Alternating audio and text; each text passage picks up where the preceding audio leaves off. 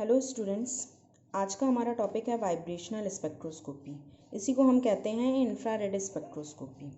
Infrared spectroscopy क्यों कहते हैं? क्योंकि जो हमारा वाइब्रेशन एनर्जी गैप है, ये वाइब्रेशन का एनर्जी गैप है, वो हमारे इंफ्रारेड रेडिएशन की एनर्जी से मैच कर जाता है। इसीलिए हम क्या कहते हैं? इंफ्रारेड स्पेक्ट्रोस्कोपी भी कहते हैं।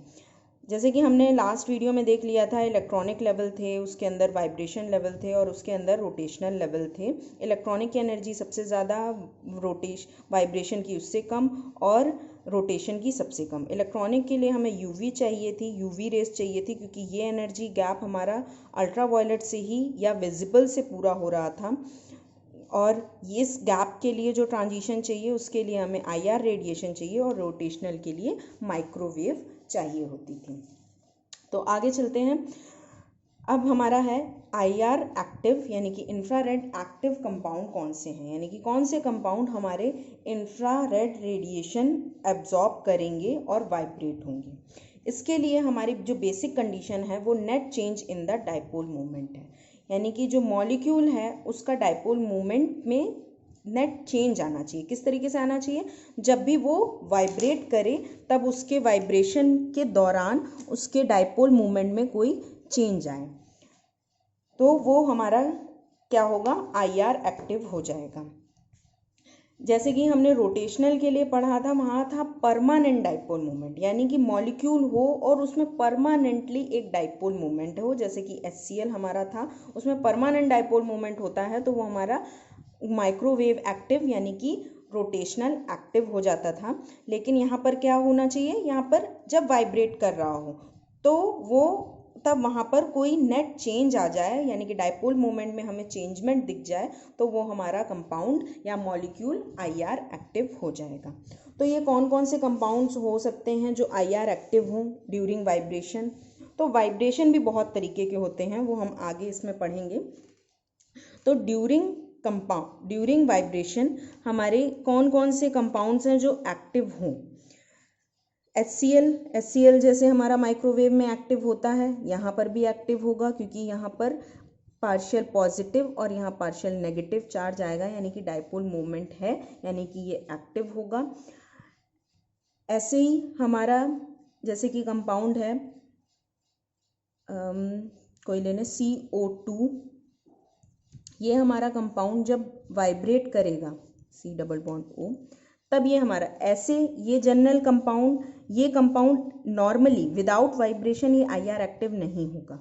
लेकिन जैसे ये वाइब्रेट करेगा और एसिमेट्रिक वाइब्रेशन करेगा, जैसे कि ये आगे बढ़ जाए और ये बॉन्ड हमारा श्रिंक कर जाए, यानी कि ये स्ट्रेच हो गया और ये बॉन्ड हमारा छोटा हो गया, तब क्या है? ड्यूरिंग वाइब्रेशन वाइब्रेट हुआ, ये क्या कर रहा है? मॉलिक्यूल ऑक्सीजन एक बाहर जा रहा है, एक अंदर आ रहा है, तो ये डिस्टेंस कम हो गई और ये डिस्टेंस ज़्यादा हो गई। अब वाइब्रेशन के दौरान यहाँ पर चेंज इन डाइपोल मोमेंट हो गया, यानी कि डाइपोल मोमेंट में हमें चेंजमेंट दिखेगा, इसीलिए ये वाला वाइब्रेशन हमारा आईआर एक्टिव होगा। यानी कि ये भी कह सकते हैं कि हमारे जो हमारा कंपाउंड है वो हर वाइब्रेशन के लिए आईआर एक्टिव नहीं होगा। जैसे कि और कोई हम इसी में ही वाइब्रेशन देख लें, जैसे दोनों बॉन्ड हमारे स्ट्रेच कर रहे हैं, एक वाइब्रेशन ये हो जाएगा कि दोनों ही बॉन्ड हमारे एलोंगेट हो रहे हैं, स्ट्रेच कर रहे हैं, ये भी बाहर की तरफ जा रहा है, जितना ये बाहर जा रहा है उतना ये बाहर जा रहा है। तो जितनी डिस्टेंस इसने ट्रैवल की उतनी ही डिस्टेंस इसने ट्रैवल की, यानी कि पहले ये था कुछ डिस्टेंस पे था, मान लो x डिस्टेंस पे था, अब ये y डिस्टेंस पे है, लेकिन ये भी ऑक्सीजन है, ये भी ऑक्सीजन है, तो ये y जितना कैंसिल कर रहा है, ये वाला y भी अपोजिट डायरेक्शन में उसको, यानी कि अगर इसे +y कर दें, इसे -y कर दें, तो ओवरऑल ये कैंसिल हो गया, कोई डाइपोल मोमेंट नहीं आया। लेकिन यहाँ पर अगर ये x है और ये y है तो कुछ ना कुछ यहाँ डिफरेंस रह जाएगा, तो यहाँ पर डाइपोल मोमेंट क्रिएट हुआ। लेकिन यहाँ जैसे था कोई डाइपोल मोमेंट नहीं था, यहाँ पर कोई डाइपोल मोमेंट नहीं होगा, तो यानी कि ये वाला वाइब्रेशन आपका आईआर एक्टिव नहीं होगा, ये वाला वाइब्रेशन आपका आईआर एक्टिव होगा। इससे हम ये समझ सकते हैं कि हमारे जो जितने भी वाइब्रेशन है, यानी कि मॉलिक्यूल बहुत तरीके के वाइब्रेशन शो करेगा, लेकिन सारे वाइब्रेशन हमारे आईआर एक्टिव नहीं होंगे। कुछ वाइब्रेशन आईआर एक्टिव होंगे और कुछ वाइब्रेशन आईआर इनएक्टिव होंगे। लेकिन ओवरऑल क्या है, अगर आईआर एक्टिविटी मिल गई, एक भी वाइब्रेशन, एक दो वाइब्रेशन आईआर एक्टिव हो गए तो उसकी पीक हमारी इस स्पेक्ट्रोस्कोपी में मिल जाएगी। यानी कि हम इस स्पेक्ट्रोस्कोपी से CO2 कंपाउंड को डिटेक्ट कर सकते हैं, जबकि CO2 कंपाउंड को हम माइक्रोवेव में डिटेक्ट नहीं कर सकते थे। ये हमने लास्ट वीडियो में देखा था। जैसे कि हमने एक चार्ट बना के देखा था, वो चार्ट दोबारा से देख लें। क्या था यहाँ पर, था रोटेशन के लिए था all asymmetric linear molecule. Vibration हम पढ़ रहे हैं तो हम इसी पे एम्फेसिस कर लें इस बार। ऑल मॉलिक्यूल एक्सेप्ट होमो डाइएटॉमिक, यानी कि जो हमारे होमो डाइएटॉमिक है उनको छोड़ के बाकी सारे आईआर एक्टिव होंगे। यहाँ पर हमने CO2 का भी आई थिंक एग्जाम्पल देखा था। हाँ, CO2 ये रहा, ये आईआर एक्टिव है, इसका कोई वाइब्रेशन तो आईआर एक्टिव है, इसीलिए ये आईआर एक्टिव है। तो कौन से कंपाउंड इसमें नहीं एक्टिव होते हैं, जिनमें नेट चेंज ना आए, जैसे कि होमोन्यूक्लियर डाइएटॉमिक मॉलिक्यूल, ये हमारे हैं O2, N2, H2 etcetera. Homonuclear यानी कि एक ही जैसी न्यूक्लियस हो, यानी कि जैसे O2 डाइएटॉमिक, दो एटम हो, ऑक्सीजन ये दो एटम हो गए, एक ही जैसे एटम हैं। अब ये एटम वाइब्रेट कर रहे हैं, वाइब्रेट कर सकते हैं, तो ये कितनी पॉसिबिलिटी है, ये एलोंगेट हो सकते हैं या फिर ये श्रिंक हो सकते हैं, यही पॉसिबिलिटी है। तो जब ये दो पॉसिबिलिटी हैं, ये एलोंगेट करें या श्रिंक करें, पहली चीज़ तो इनमें कोई डाइपोल यहाँ पर कोई भी चार्ज वेरिएशन है ही नहीं, यानी कि पॉजिटिव नेगेटिव क्रिएट ही नहीं हो रहा, तो डाइपोल कहाँ से आएगा। तो जब डाइपोल ही नहीं है तो ये आईआर इनएक्टिव हो जाएंगे। ये ऐसे कंपाउंड जो होमोन्यूक्लियर डाइएटॉमिक हैं वो हमारे आईआर इनएक्टिव होते हैं। इसके बारे में हमने बहुत डिटेल में एक एक कंपाउंड को हमने लास्ट वीडियो में देख लिया था, तो वो वीडियो आप एक बार, रोटेशन वाला वीडियो आप दोबारा देख सकते हैं, उसमें लास्ट में इन मॉलिक्यूल्स को डील किया है। और क्या प्रॉपर्टी होती है, अच्छा डाइपोल मोमेंट के लिए ये तो मैथमेटिकल हमारा एक्सप्रेशन है कि dipole moment is equal to charge into distance, charge और डिस्टेंस। जैसे कि ये वाला था, यहाँ पर हमारा कोई चार्ज एज नहीं आ रहा था, मतलब जो हमारा कंपाउंड था उसमें चार्ज नहीं आ रहा था, लेकिन डिस्टेंस की वजह से चार्ज क्रिएट हो रहा था, तो ये यहाँ पर हमारा डाइपोल मोमेंट क्रिएट हो रहा है। लेकिन HCl में क्या था, यहाँ ऑलरेडी चार्ज है। अब ये यहाँ डिस्टेंस इलोंगेट भी हो जाए, HCl ये और ज़्यादा दूर भी चला जाए तो भी यहाँ चार्ज रहेगा, डिफरेंस रहेगा, यानी कि डाइपोल मोमेंट रहेगा। तो ये हमारा डाइपोल मोमेंट का फॉर्मूला हो गया। इसके अलावा हमने CO2 को डील कर लिया, और एक और मॉलिक्यूल यहाँ पर दिया है सिस और ट्रांस। यहाँ पर सिस में उल्टा लिख गया है, ये ट्रांस है और ये सिस है, इसे करेक्ट कर लीजिएगा, ये ट्रांस है और ये सिस कंपाउंड है। तो हमारा ये ट्रांस कंपाउंड है और ये डबल बॉन्ड भी, ये डबल बॉन्ड है, ये दो बार डबल बॉन्ड नहीं है। ऑलराइट, तो यहाँ पर क्या है, ट्रांस में जब ये वाइब्रेट करेंगे ये दूर जाएगा, ये दूर जाएगा, ट्रांस कंपाउंड में ये दूर जाएगा, ये दूर जाएगा, तो ये जितनी दूर ये यहाँ से जाएगा उतनी ही दूर ये यहाँ से जाएगा, तो ये एक दूसरे को कैंसिल आउट कर देंगे क्योंकि ये बिल्कुल अपोजिट डायरेक्शन में है। लेकिन यहाँ पर क्या है, ये अपोजिट नहीं है, ये एक दूसरे के 90 डिग्री हैं, ये यहाँ जाएगा, अगर एलोंगेट होगा ये बढ़ेगा, ये भी बढ़ेगा, तो यहाँ क्या है डाइपोल, क्योंकि ये नेगेटिवली चार्ज हैं, ये इधर कोई चार्ज नहीं है, यहाँ जितना एक चार्ज ऊपर जा रहा है दूसरा चार्ज भी उतना ही जा रहा है, क्योंकि जितना Cl के पास चार्ज है इधर भी Cl के पास उतना ही चार्ज है, और दोनों अपोजिट डायरेक्शन में जा रहे हैं, यानी कि एक दूसरे को कैंसिल आउट कर रहे हैं, तो ये IR एक्टिव नहीं है, ये वाला वाइब्रेशन। लेकिन इसमें क्या है, ये अगर दोनों एलोंगेट करेंगे तो भी हमारा चार्ज एक ही साइड है, पूरा का पूरा चार्ज इसी साइड है, इस साइड कोई चार्ज नहीं है, या कह सकते हैं इस साइड पॉजिटिव में है, ये वाला हमारा नेगेटिव चार्ज है, तो डाइपोल मोमेंट क्रिएट होगा और ये क्या है IR, हमारा IR एक्टिव हो जाएगा। तो इस तरीके से कंपाउंड हमारे IR एक्टिव होते हैं। और लास्ट वीडियो में हमने शॉर्टकट बता दिया था कि IR एक्टिव आप कैसे पहचान सकते हैं, तो फॉर अ क्वेश्चन आप उन वीडियोस को देख सकते हैं। लेकिन लिखने के लिए आपको जो देखना है वो यही देखना है कि net change in dipole moment होना चाहिए, और डाइपोल मोमेंट का ये आपको फॉर्मूला याद होना चाहिए। एक दो एग्जाम्पल देखिए आप इसे एक्सप्लेन कर सकते हैं। नेक्स्ट आता है मॉलिक्यूलर वाइब्रेशन। तो मॉलिक्यूलर वाइब्रेशन क्या होते हैं? जैसे मॉलिक्यूल है तो उनके पास वाइब्रेशन हो रहे हैं। तो वाइब्रेशन, जैसा कि अभी हमने बताया कि वाइब्रेशन कोई एक टाइप का नहीं होता किसी भी मॉलिक्यूल में। जैसे CO2 में हमने अभी दिखाया कि ये दोनों स्ट्रेच कर सकते हैं, या फिर दोनों एक ही डायरेक्शन में स्ट्रेच कर सकते हैं, या और हो सकता है एक दोनों के दोनों कंप्रेस कर जाएं, ये छोटे हो जाएं बॉन्ड, तो ये भी एक टाइप का वाइब्रेशन है। तो किसी मॉलिक्यूल में कितने टाइप के वाइब्रेशन हो सकते हैं वो हमें पता चलता है एक फॉर्मूले से पहले एक आता है डिग्री ऑफ फ्रीडम। अगर कोई मॉलिक्यूल है जिसके पास n एटम है, कोई मॉलिक्यूल है जिसके पास हमारे n एटम है, तो उसकी टोटल डिग्री ऑफ फ्रीडम होती है 3n।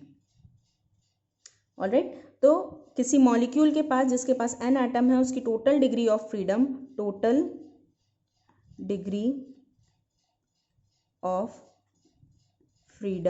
कितनी होगी? 3n होगी। ये क्या होती है? इसमें क्या क्या आ सकती है? इसमें आती है vibrational degree of freedom plus rotational degree of freedom और ट्रांसलेशनल डिग्री ऑफ फ्रीडम। तीनों टाइप की हमारी इसी में ही, यानी कि 3n जो डिग्री ऑफ फ्रीडम है उसमें वाइब्रेशन भी है, रोटेशन भी है, ट्रांसलेशनल भी है। ट्रांसलेशनल डिग्री ऑफ फ्रीडम किसी भी मॉलिक्यूल, एटम या कंपाउंड के लिए हमेशा और हमेशा 3 होती है। यानी कि कोई भी मॉलिक्यूल है वो 3 ही डायरेक्शन में मूव कर सकता है, या तो x या y या z, इसीलिए ये क्या होती है? 3 होती है। फिर आती है बारी रोटेशनल डिग्री ऑफ फ्रीडम की। रोटेशनल, ये मॉलिक्यूल पर डिपेंड करेगी कि ये रोटेशनल डिग्री ऑफ फ्रीडम कितनी हो। जैसे कि हम इसके लिए भी एक एग्जाम्पल लेके देख लें। जैसे हमारा कोई मॉलिक्यूल है H2O, यानी कि वाटर का क्या स्ट्रक्चर होता है? इस टाइप का स्ट्रक्चर होता है। इसमें भी x, y और z एक्सिस होंगी। ये x मान लें, ये y और z ये हमारी तरफ ऊपर की साइड आ रही है, यानी कि ये ऐसे है। ऑलराइट, ऊपर है, ये हमारी z एक्सिस है। तो अगर हम x एक्सिस, रोटेशन है, रोटेशनल डिग्री ऑफ फ्रीडम, यानी कि रोटेट करें x एक्सिस के अराउंड, अगर हम इसे रोटेट करें तो क्या होगा? ये एक्सिस ऐसे रोटेट करेगी तो ये हाइड्रोजन और ये हाइड्रोजन जो प्लेन पर हैं वो ऊपर निकल के आके इस तरीके से मूव करेंगे, यानी कि ये दोनों के दोनों हाइड्रोजन जो प्लेन पर हैं वो एक्स एक्सिस की वजह से ये ऊपर आएंगे, इस तरीके से ऊपर आएंगे और यूं रोटेट करना शुरू करेंगे। यूं ऑक्सीजन से जुड़े हुए हैं, अभी प्लेन पर हैं, ये ऊपर ले आए तो ये इस तरीके से ये रोटेट करेंगे, और इधर वाला हाइड्रोजन ये इस तरीके से नीचे जाएगा, ऊपर आएगा और इस तरीके से रोटेट करेगा। यानी कि इसका रोटेशन कुछ इस तरीके से होगा। ऑक्सीजन वहीं रहेगा क्योंकि एक्स एक्सिस पर है, तो ये रोटेशन H और ये H का रोटेशन इस तरीके से ये ऊपर नीचे आएंगे, यानी कि H ऊपर जाएगा, यहाँ जाएगा और इस मूवमेंट में ये रोटेट करेंगे लगातार। ऑलराइट, तो ये इस तरीके से रोटेट करेगा एक्स एक्सिस में। आपको रोटेशन में चेंजमेंट दिख रहा है, आपको दिख रहा है कि ये मॉलिक्यूल ऊपर नीचे ये रोटेट कर रहा है। वाई एक्सिस पे अगर रोटेट कराएं तो ऑक्सीजन यहीं रहेगा, वाई एक्सिस है, ये इधर जा रही है, और ये हाइड्रोजन इधर इधर रोटेट करेंगे, यानी कि एक सर्कल बनाएंगे नीचे ये यहीं पर ही, और ये यहाँ एक दूसरे के आगे पीछे रोटेट करेंगे। ये ऑक्सीजन है और ये हाइड्रोजन है और ये दूसरा हाइड्रोजन है, तो ये वाई एक्सिस, क्योंकि हमारी एक्सिस ये इधर ही से जा रही है, ये यहाँ से, तो ये लगातार इस तरीके से ये रोटेट करता रहेगा। ऑलराइट, ये हाइड्रोजन है और ये रोटेट करेंगे, तो ये रोटेशन और ये रोटेशन आपको अलग दिख रहा है। और वैसे वाटर का मॉलिक्यूल क्या है? ऑक्सीजन, हाइड्रोजन, हाइड्रोजन ये अपनी जगह पे है। तो एक्स और वाई एक्सिस देख ली।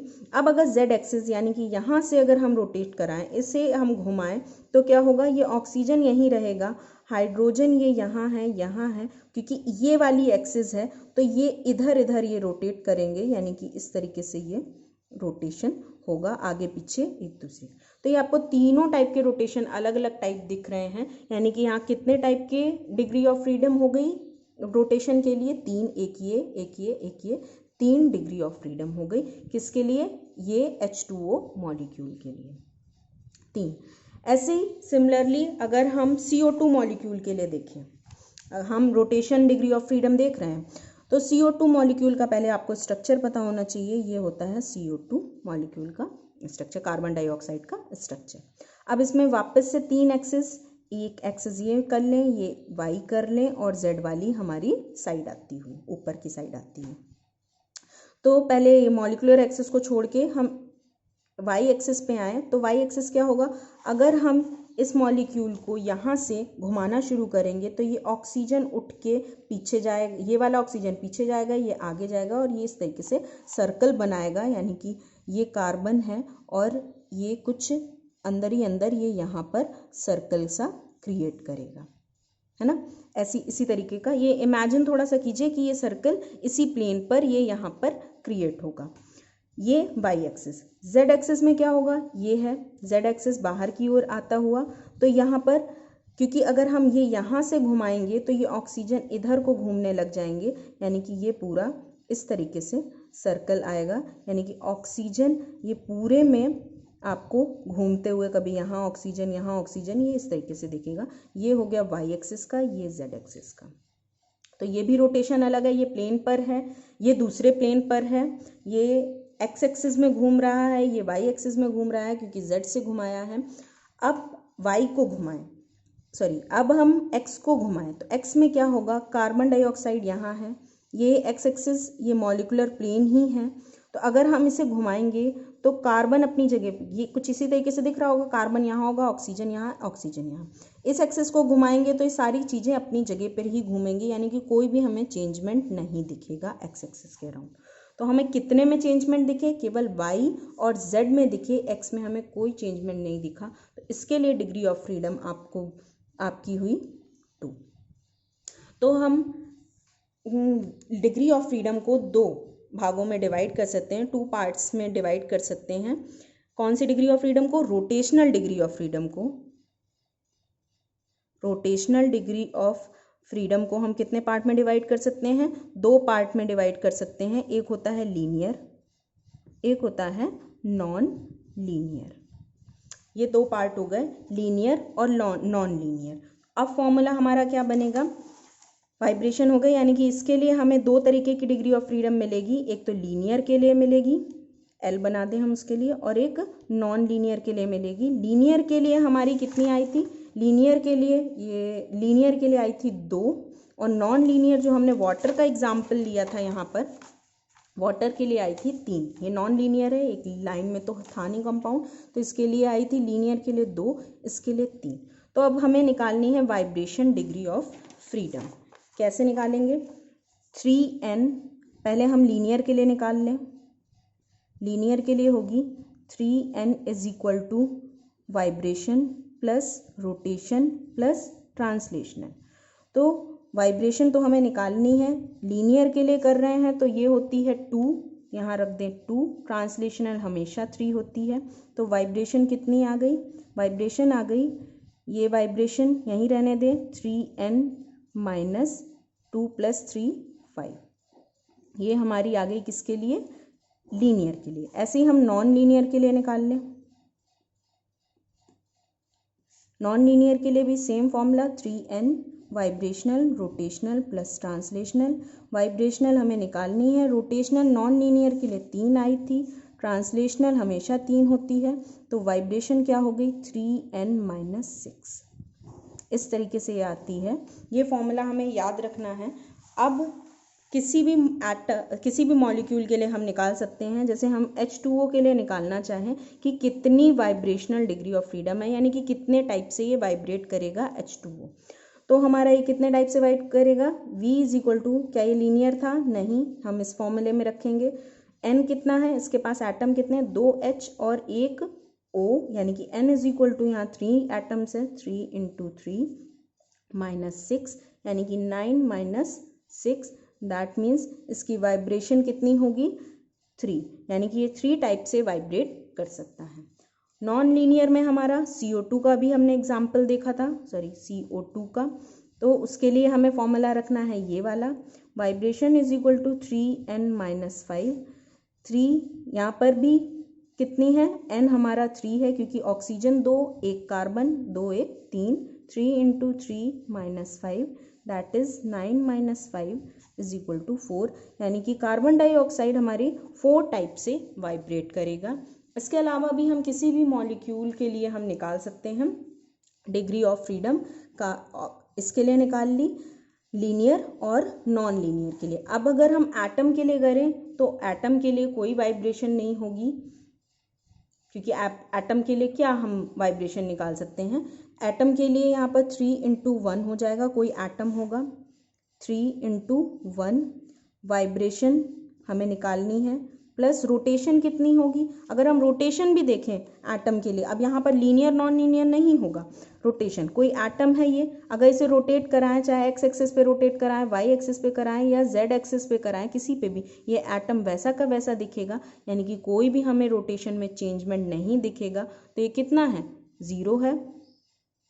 फिर यहाँ पर ट्रांसलेशनल 3 होती है, तो वाइब्रेशन हमारी क्या होगी, 3 - 3, दैट मीन्स 0, वाइब्रेशन नहीं होगी, रोटेशन भी नहीं होगी, केवल और केवल हमारी ट्रांसलेशनल होगी। ये हमने एटम के लिए दिखा दी, इसकी ज़रूरत नहीं थी हमें। यहाँ पर वाइब्रेशन के लिए क्या ज़रूरत है, केवल लीनियर और नॉन लीनियर जानने की, और उसके लिए हमें अगर फॉर्मूला नहीं भी याद है तो हमें ये याद रखना है 3n = vibrational plus rotational plus translational. Translational हमेशा 3 होगी, रोटेशन के लिए हम मॉलिक्यूल वाइज निकाल सकते हैं, और वाइब्रेशन ओवरऑल हम इससे माइनस प्लस करके निकाल लेंगे।